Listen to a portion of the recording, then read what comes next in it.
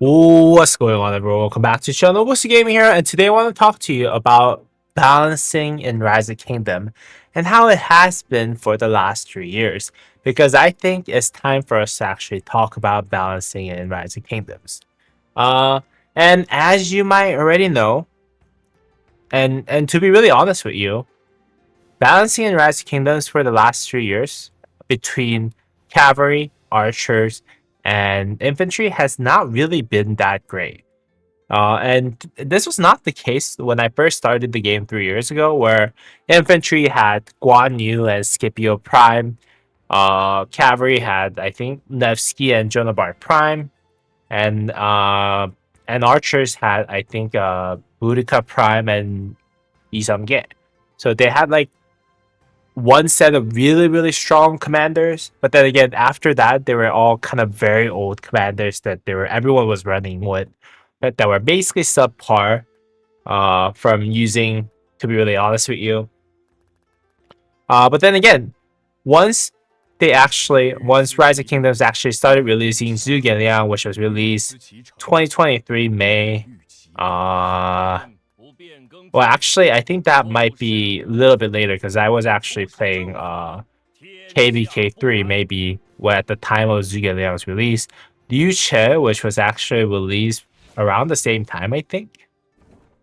And ever since Zhuge Liang and Liu Che came into the game's meta changed quite drastically. Where I think when Zhuge Liang was first announced, it was actually pretty strong meta for archers. And then Liu Che came around and then basically destroyed the entire Rise of Kingdoms with the new concept of this one extra auto attack and smite damage, which was a new damage type that was introduced to the game, right? And really changed the game significantly enough that we can basically call nowadays, like the commanders that are coming into the game nowadays are basically like Rise of Kingdoms 2.0 commanders, right? And it has been actually infantry meta from there onward. And to be really frank with you, right? Liu Che basically dominated the field. Zhuge Liang was good, but then again, because Zhuge Liang was an archer commander, they had their drawbacks, and a lot of cavalry players, although they're running on like unupdated commanders like Alexander Nevsky and Jonabar Prime at that time, like they were still able to kind of attack Zhuge Liang's on the field because archers are targeted really easily by cavalry, right? But Liu Che really didn't have weakness on the field, and and then they released William Wallace, Ragnar Prime, all those commanders that are just really powerful. But then again, I think like look at archers. Archers got Herman Prime which was good, but then again, Cesar, and then they didn't really get anything until probably the next commander release, and that really screwed up archers to a point where nowadays a lot of people are running just one archer marches, whereas they're running 2 infantry and 2 cavalry marches on the field.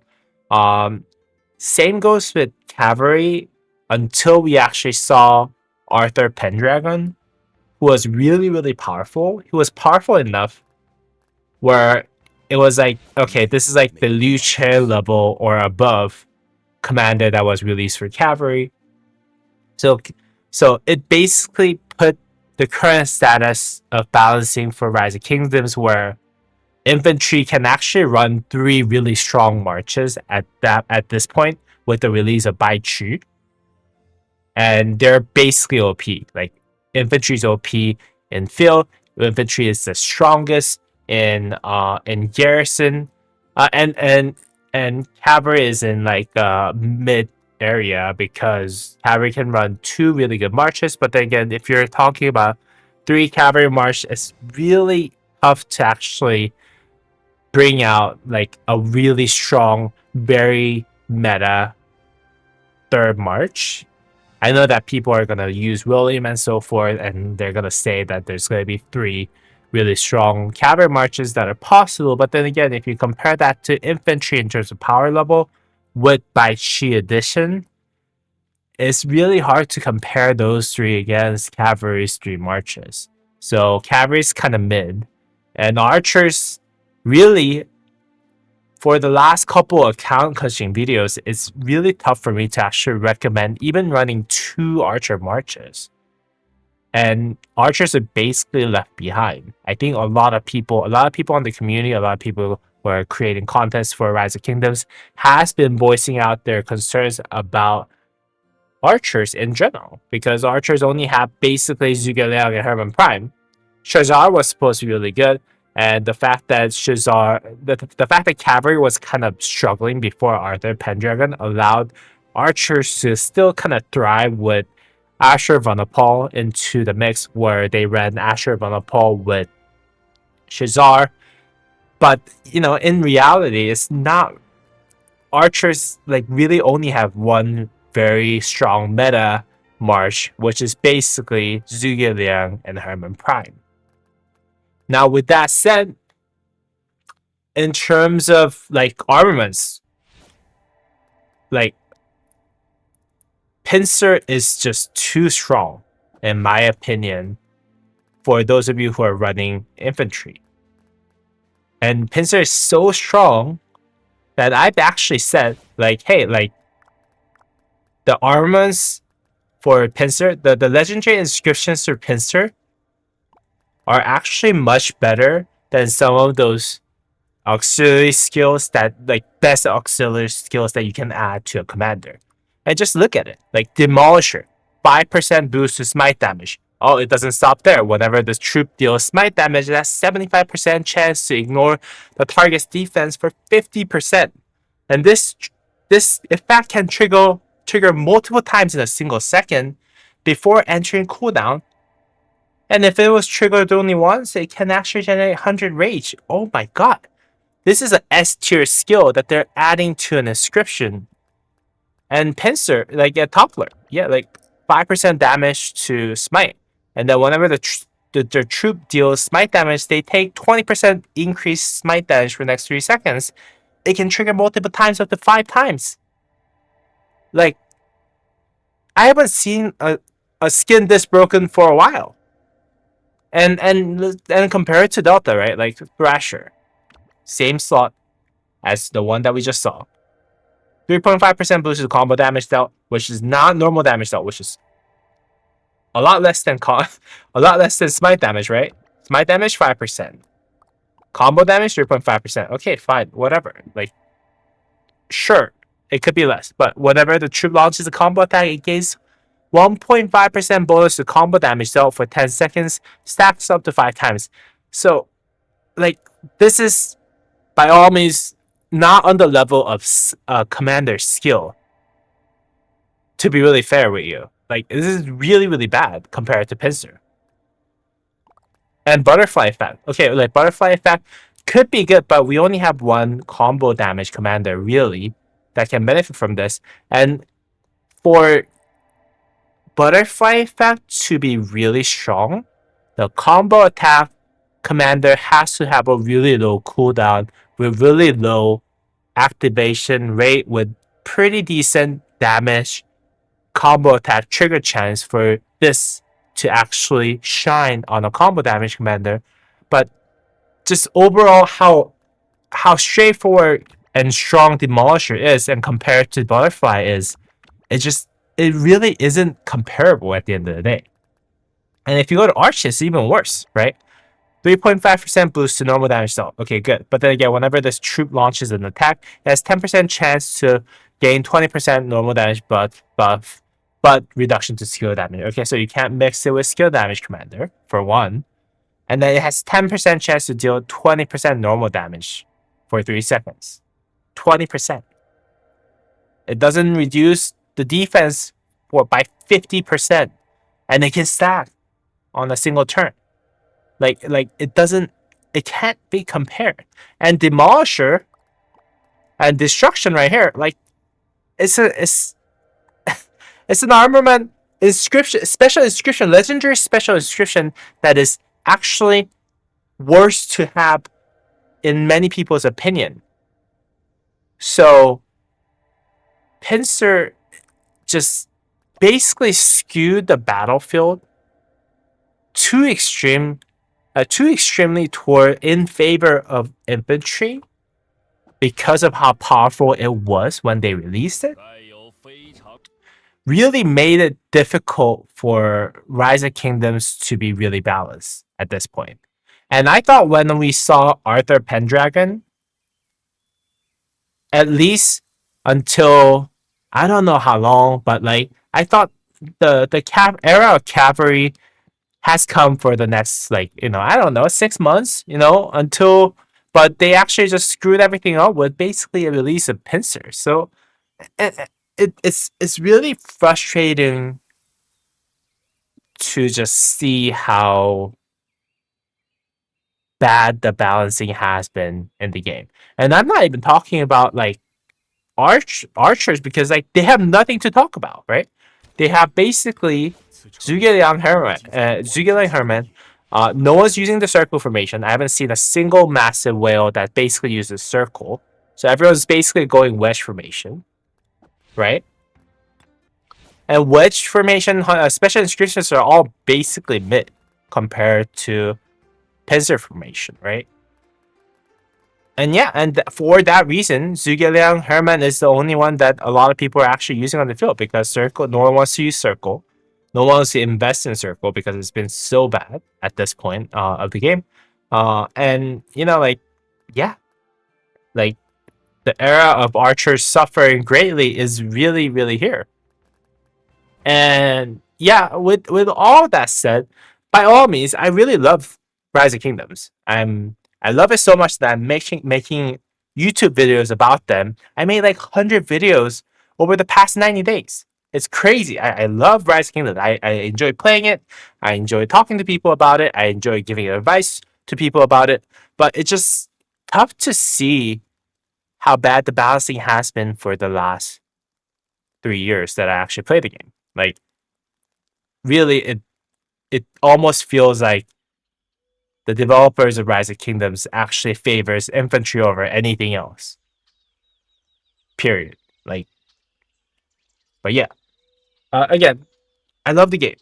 So here is what I think each troop basically need for them to be really balanced with whatever infantry has today for the next year or so, in my opinion. So first things first, cavalry. Cavalry doesn't need a lot because it's already, I think cavalry is in a really good position in terms of cavalry commanders. If they get another combo damage commander and some skills that are going to trigger, that's basically combo damage. So a skill like this one, right? Daring Raid. Whenever this commander launches a basic attack while outside of Alliance territory, it has 30% chance to launch a combo attack for that 700 damage factor. Okay, cool.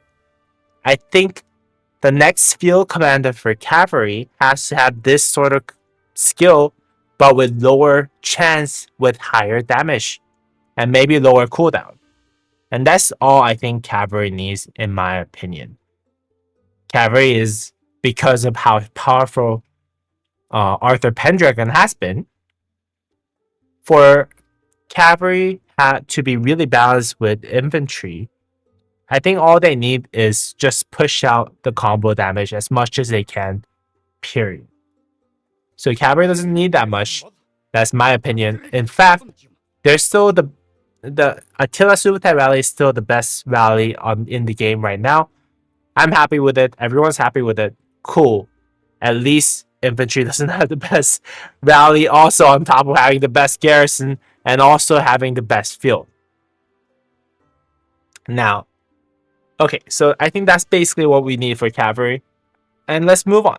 And if they release another combo damage formation that's on the power level of Pincer, I think that would also fix cavalry's power level to basically match that of infantry at the end of the day.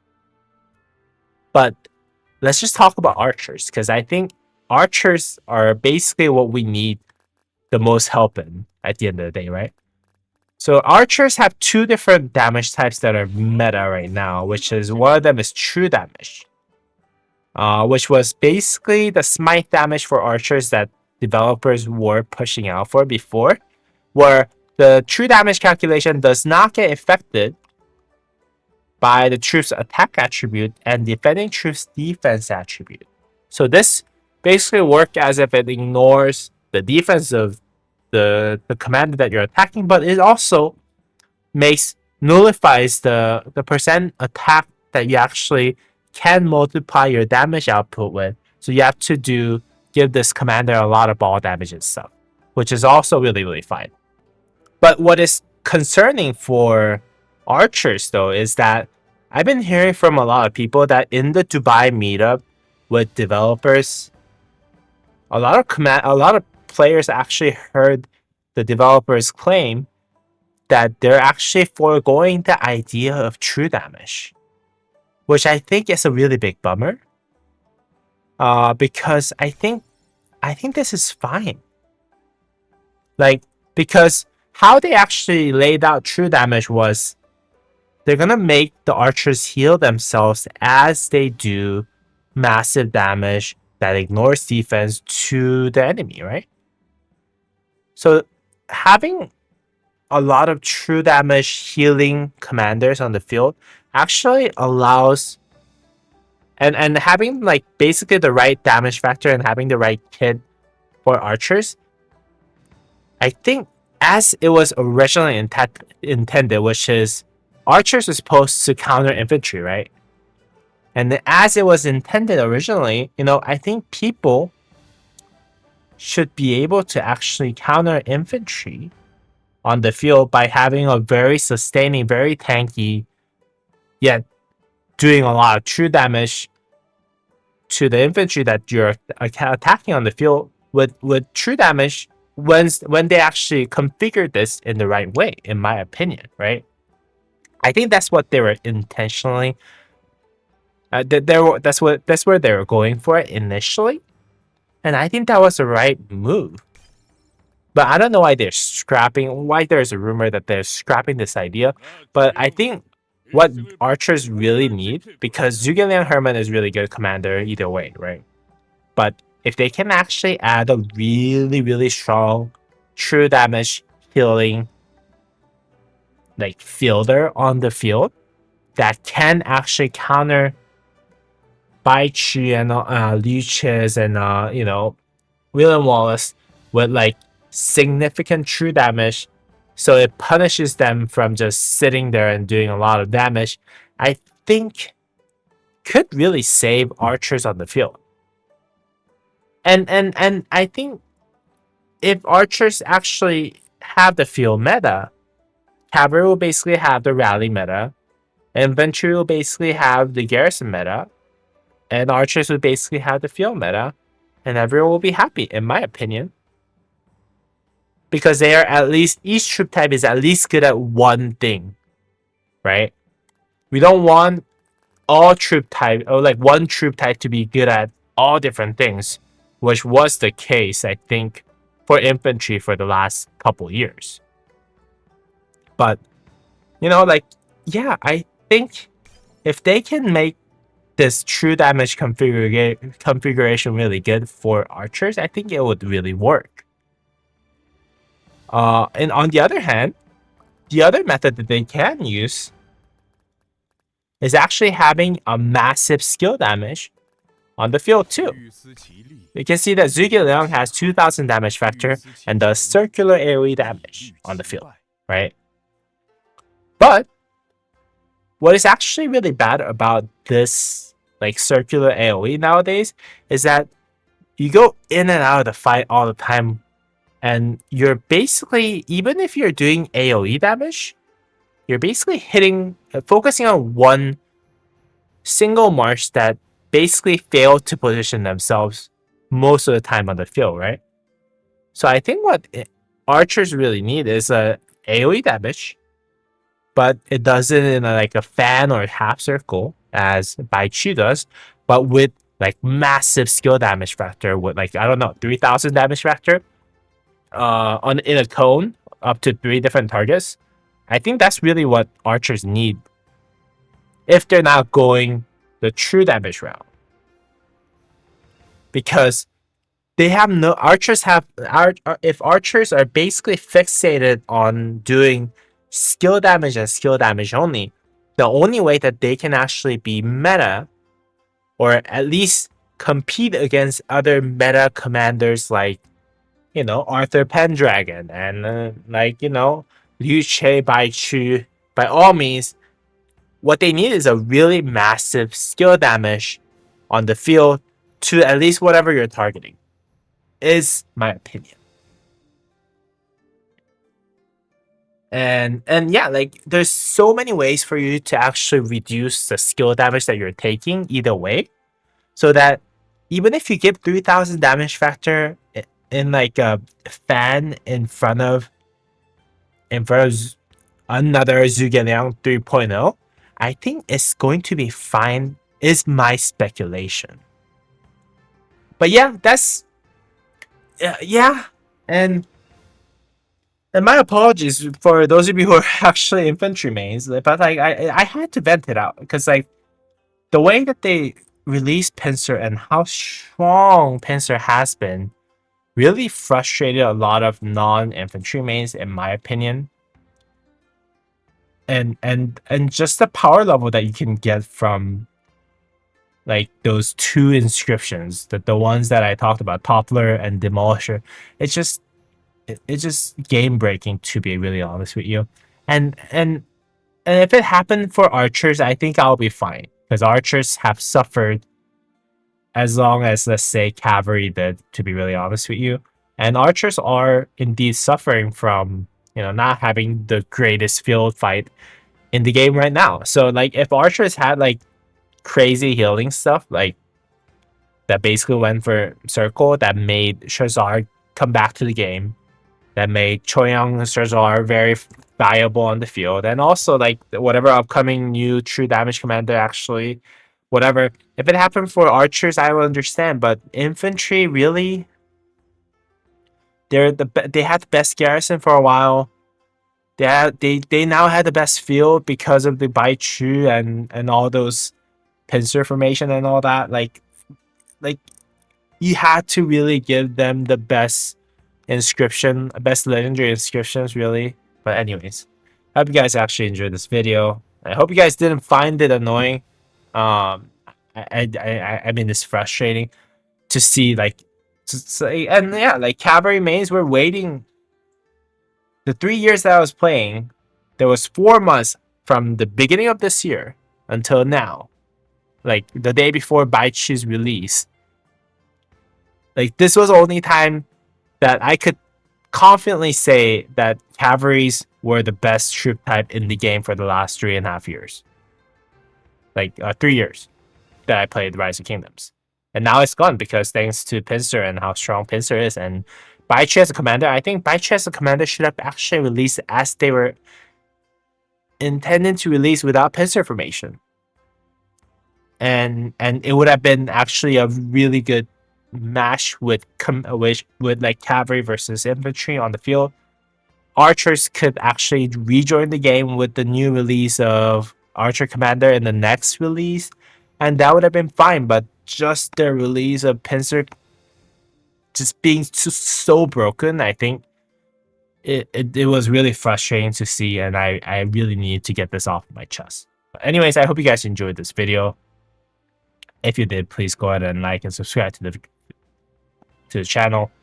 And also at the same time, if you want to join and talk about Pincer or anything in the game, please feel free to join the Discord down in the description down below.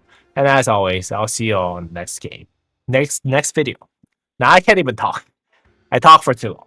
Alright, I hope you guys have a great rest of your day. And as always, I'll see you on the next video. Bye bye. See you. Peace.